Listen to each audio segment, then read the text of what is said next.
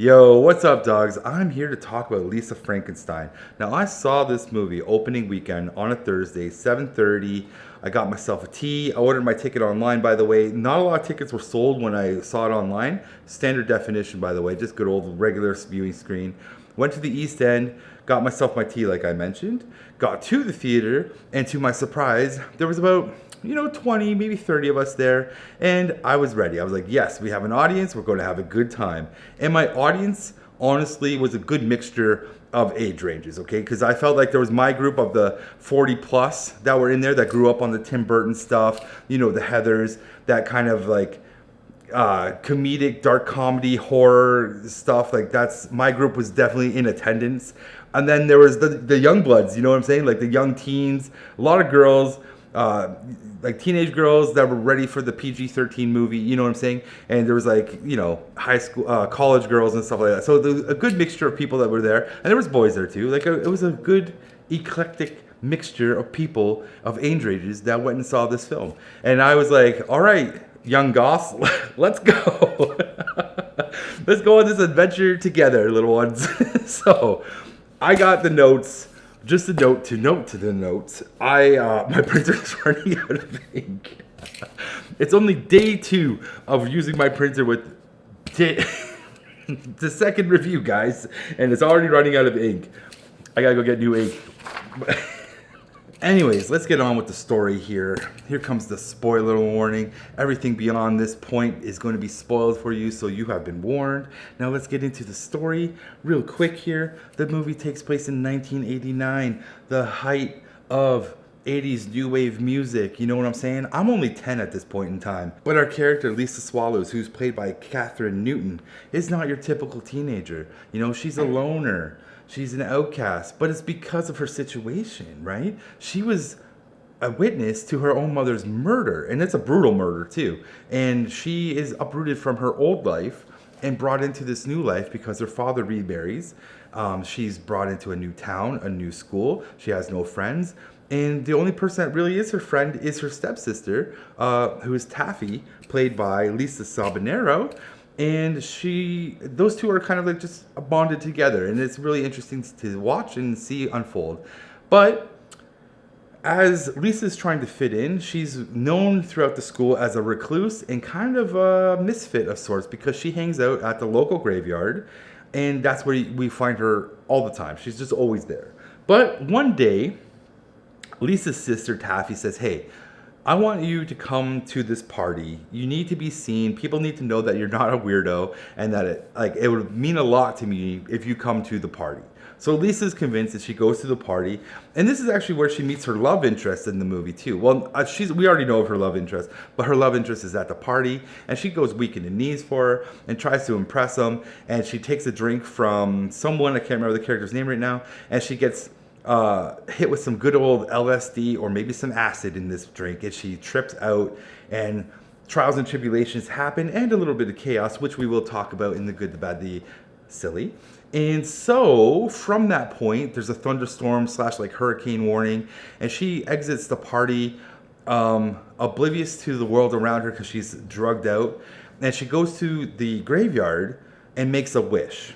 And when she leaves the graveyard, because she's unconscious at that point, I don't even know how she gets back there, but she gets back to her home, and we find out that the graveyard was struck by lightning, which means that maybe her wish comes true. And it does, because the grave that she visits, the creature that is in there becomes alive. And because the wish has paired them together, he is drawn to her and comes to her house unannounced. And she and him have an adventure together, which I will unfold in the good, the bad, and the ugly. But that is the end of the story. And now, let's start with the good. And I have a lot of good about this movie, okay? So the first thing I want to start with here is I really enjoyed the character arc of Lisa Swallows. I think she's a really cool character, and I like everything that happens to her, and I like the concept of the story that drives around her. Now, with Lisa, she has a very interesting, she has phases, I would like to call it. And with her, you see her start off as this really a teenager fish out of water kind of thing of like she's transitioning from something to something. Okay, she's very out of it in a sense of like who she is and where does she belong in this whole scope of being a teenager in a new school. And you can see that in her fashion choices. She is switching. And then when we find out that she was the witness to her mother's murder, you see her home life at that point in time too, where it looks like she has a very good home life. She looks like she also probably has a very good friend group and is well known and well liked in her community and her school. So she's dressed differently. She's very more modest and homely in a sense. She hasn't really, she's got that blue collar 80s vibe to her, and she hasn't really adopted into that pop star 80s yet. But when we meet up with her for the first time, she's in the transition of being this 80s pop because of what she's wearing, her eyeliner, her makeup, her hair. It's a certain style, but we see her transition. It's really, really subtle and really interesting. And as she grows and the things that happens to her, because she grows as a character. She has a starting point, and where we get to her, when we meet her, she's like a shell of what she was.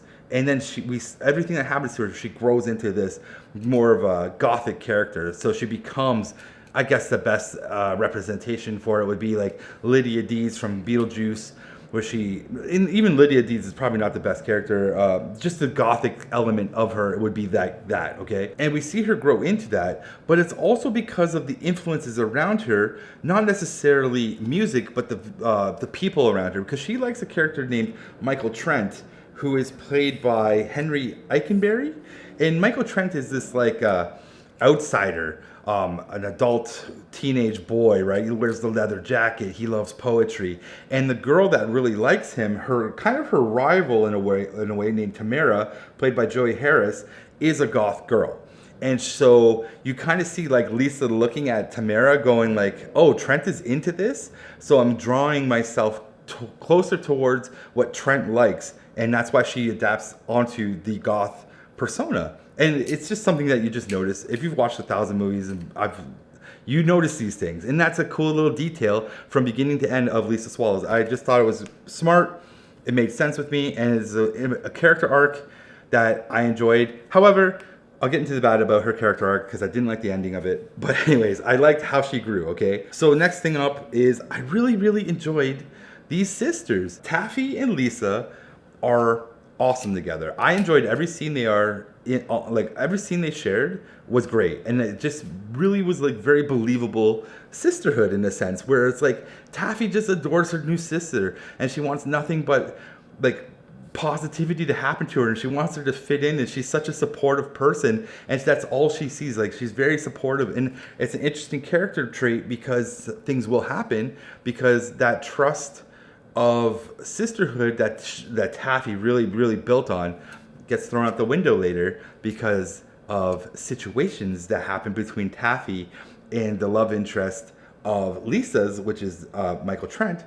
There's a triangle that happens there, and Lisa walks in on Taffy banging Michael.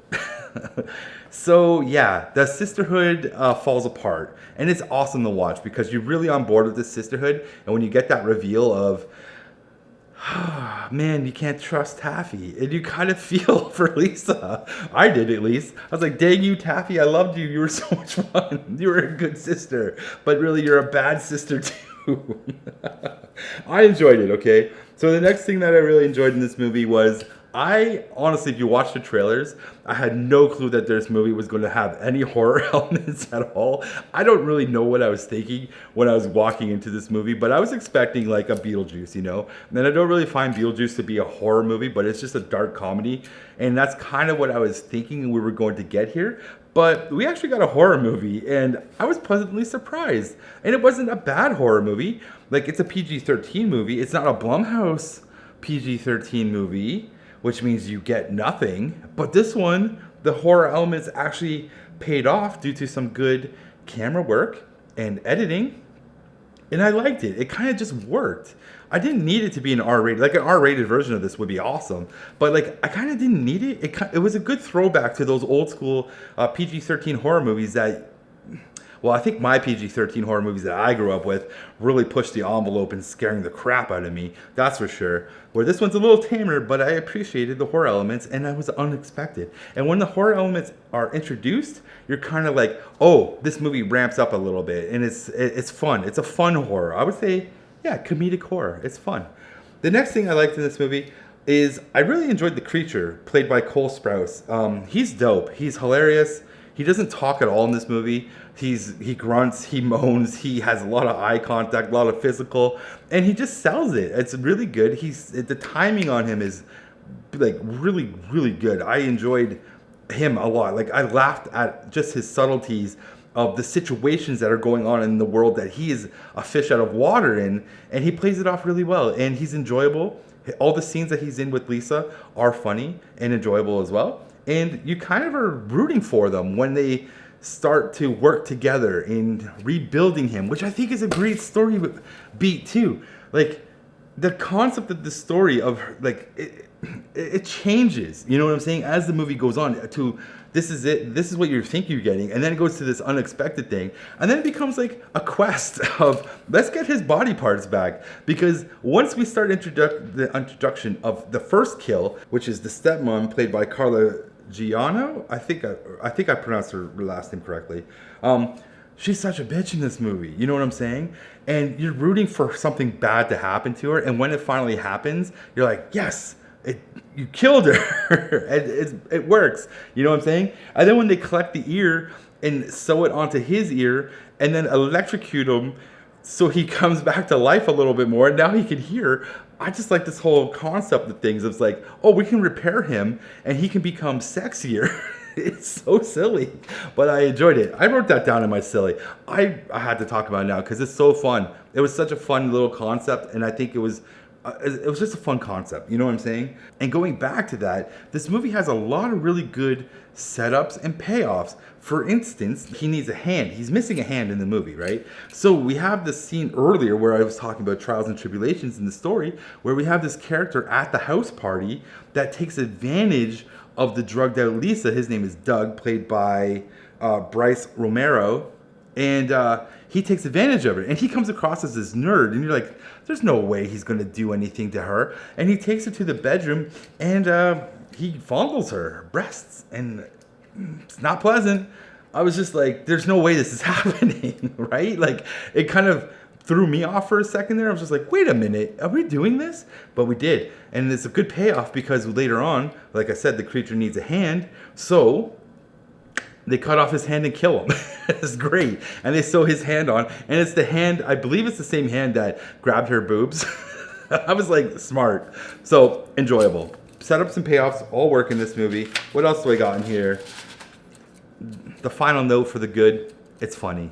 The movie is funny. Not every joke lands, and some of the jokes are definitely not for a 44-year-old man. You know what I'm saying? But they're there. They're hilarious. My audience laughed. I laughed. We all had a good time with the humor, and that's a good thing. You know what I'm saying? That's a good thing. We were all laughing, and I do love a good belly laugh every now and then. And now on to the bad, and it's not a lot of bad. Really, it's a nitpick, I would say. And let's just start off at the top. The number one thing that I really wish they just had a better soundtrack. You know, the 80s catalog of music is so vast and so, it's just so much, right? And you could pick anything. And this movie takes place in 1989. So we could have had some like peak Madonna, peak Janet Jackson, throw in some Culture Club, anything, like anything, you know? Tears for Fears, anything. But the tragedy of this soundtrack, and hear me out, guys. There is no Bauhaus in this movie, and no Sue and the Banshees, or The Cure. There is a Cure song, but it's not like it's not my favorite Cure song. But the goth side of new wave music is not represented in this movie at all, and it's a missed opportunity to me. Where I'm sitting there, I'm like, could we have not just played one Sue and the Banshees track, please? Just one. Like, give us one goth anthem from the 80s. Please. That's all I wanted. But no, they didn't do it. However, I would like to mention that the musical score for this movie, good. I really enjoyed a lot of the score themes in this movie. I enjoyed that. That was nice. But the 80s soundtrack, you whiffed. Now, next up, what is the moral of this whole story? Right? Like, we follow this character who's gone through these trials and tribulations and growth, but only for her to realize that after she's gone on pretty much a killing spree, she's like, you know what? I'm going to go to jail. And so if I go to jail, being a virgin, I don't want to be a virgin in jail. And that's kind of like her drive in the middle mark of this movie is like, I don't want to be a virgin. So then she's like, I'm going to have sex with Trent. And then it's just weird. It's just weird. And then eventually, like, she eventually has sex with the monster, the creature, because he cuts off Trent's dick. It's a great scene. It's hilarious. And so they sew it onto him, and that's also a really nice shot out scene because it looks like she's doing some things, and it's funny. And then they have sex, and then she's not a virgin anymore, and then she kills herself at the end in a fire. Well, she puts herself in the tanning booth and kills herself, but like she dies. And then the end is like she's actually alive. It's like the creature, we never learn his name, brings her back to life, and we have a scene at the end of him reading poetry to her, and I'm just like, huh? What's the moral of the story? What is the character arc? Where did it go? Like, there was a really good development of this character, and then it just kind of really flew out the window and turned into like this virginity side quest, and I'm just sitting there going, all right, you kind of lost me on the morality tale here of like this character, but whatever, man, this is how it is. So I didn't like that. Sometimes the dialogue in this movie, a little bunk, whatever, it is what it is. And there's times at this movie too where I'm just sitting there, I'm like, everything is really shot very flat. There's not a lot of depth going on with like interesting depth. It's very bang on your face, and that's cool. But at times I was just like, man, I wish there was more going on here. Some of the more livelier scenes are like when they're in the high school and at the party because you see things moving around. But there's a lot of scenes where it's just the two people in frame kind of thing going on, and you're just like, yeah, all right, that's cool. But like, I don't know. It just felt flat at times, and that can become boring. Now let's get into the silly. First things first, on the silly. This entire movie's silly, and I enjoyed it because of that. It's so silly. Everything in here, all the concepts are silly. I liked it that much, and it's a silly movie with silly stuff, and it's fun. If you like silly, campy stuff, you're going to enjoy this movie. Like, I like the idea of him getting electrocuted to replace his body parts, and he gets sexier every single time. It's just so dumb. And this other silly thing I have in here is when Lisa gets high, she just, like, the actor just made me feel like she's never been high in her life. Like, she's never done LSD, acid, or shrooms. Like, she's never had a trip before, because what she was doing was just like, what is this? Acting high is hilarious if you've never been high. So I thought that was silly. Maybe she should get high sometime before you do this movie. No, I'm just joking. Let's not. There's a scene in this movie where it's the vibrator scene, and I laughed so much. It's so silly. Because, like, there's a scene, like, the scene is, like, literally she tells the creature, like, oh, I don't want to bang you. I'm not in love with you. I don't wish to be with you. I want to be with Trent, or Michael Trent. And that kind of, like, bums the creature out, and you feel for him. But then there's this weird scene where, like, she introduces the massager, which is this giant vibrator, and she's working, he's massaging her back. And then she's like, you know, this can go other places. And then there's a scene, but it's off camera, and it's funny, but it's also weird. Like, why would this but then again, this creature is literally, existence is like to please her, and like like the wish is like he's bound to her in a sense where he'll do anything, right? So it's weird, it's silly. Deal with it. And the last silly thing I have in this list is there are times, and I don't know if it's just me, but watching this movie, I felt like it just reminded me of Wayne's World. I don't know what it was.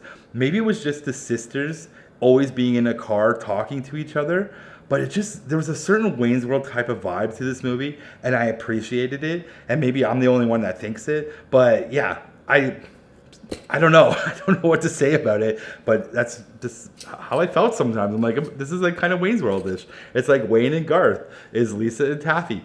Also, One, you know what? This is a nitpick, but the character's name is Lisa Swallows, and throughout the entire movie, no one once made a swallow joke, period.